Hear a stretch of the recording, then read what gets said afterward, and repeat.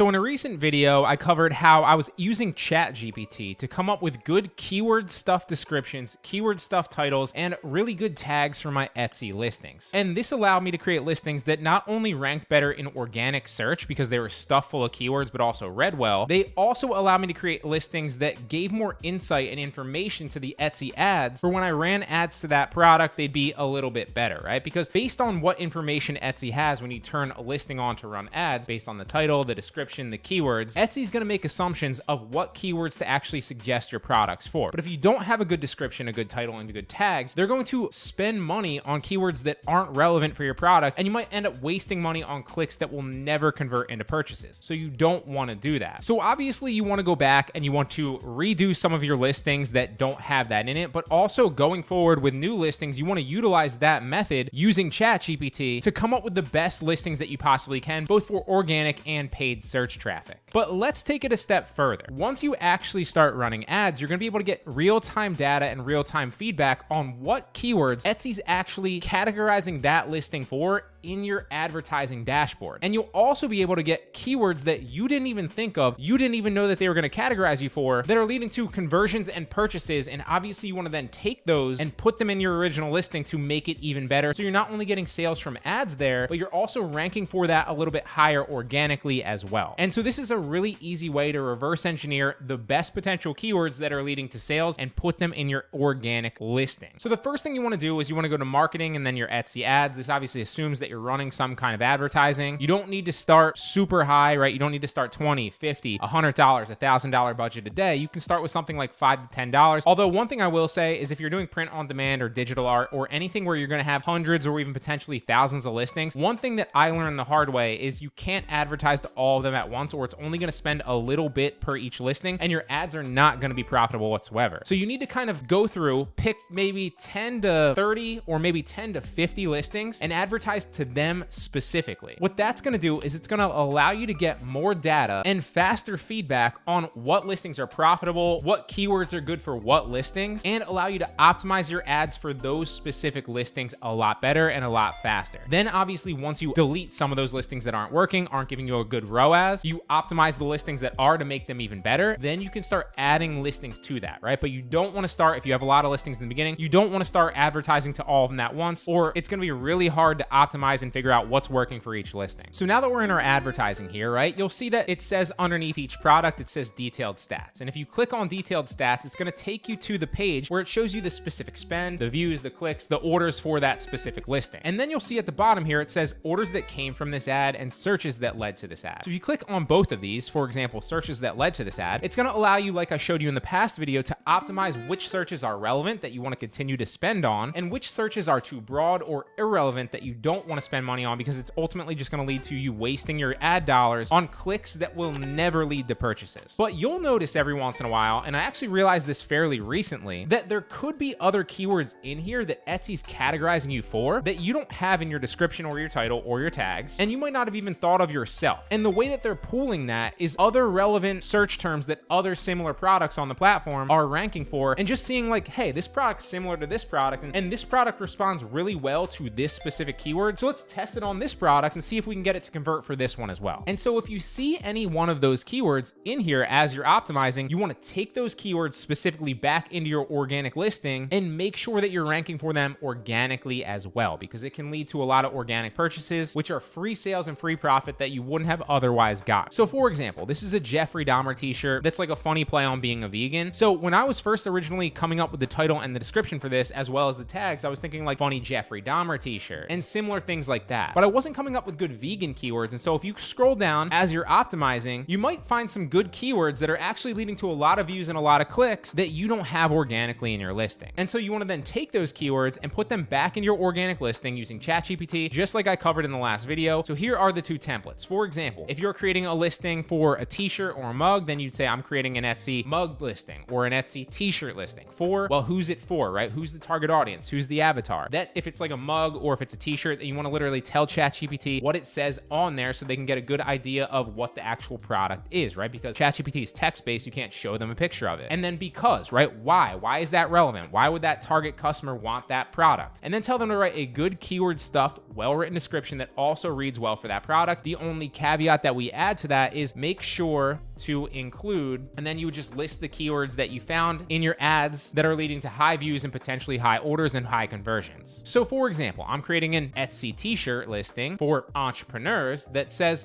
unemployed CEO because, well, why? Because most entrepreneurs want to tell other people that they're their own boss without having to actually say that to people. Write me a well-written keyword stuff description that reads well for this product. Make sure to include the keywords, and then you would just list off the keywords there, right? So funny vegan shirt, vegan pride shirt was one of them. Proud to be vegan was another. And then we're going to put that into Chat GPT, and it's going to come up with a really well-written description that has those specific keywords in there as well as other ones as well. So we'll paste that in there and see what it comes up with. Introducing our remarkable Unemployed CEO t-shirt, a witty and humorous expression of the entrepreneurial spirit that resonates with vegans. This unique shirt allows you to proudly showcase your independence and vegan pride without explicitly stating it, so that you can see how good of a description this is, right? It also lists the key features, and obviously in this example, we mixed and meshed like the Unemployed CEO and the Jeffrey Dahmer vegan shirt, but I was just giving you an example. It also shows you the specific keywords that you're ranking for in the actual listing here. So all of these keywords are stuffed in here. ChatGPT is telling you what keywords it put in there, and you see, since we told it, it actually added proud to be vegan, funny vegan shirt. It even added vegan lifestyle, which is something that we didn't suggest. It added vegan pride. So this is a really good way that you can then go into your ads, see which actual keywords that you weren't aware of are getting high views and high order volume and converting well, and then take them back into the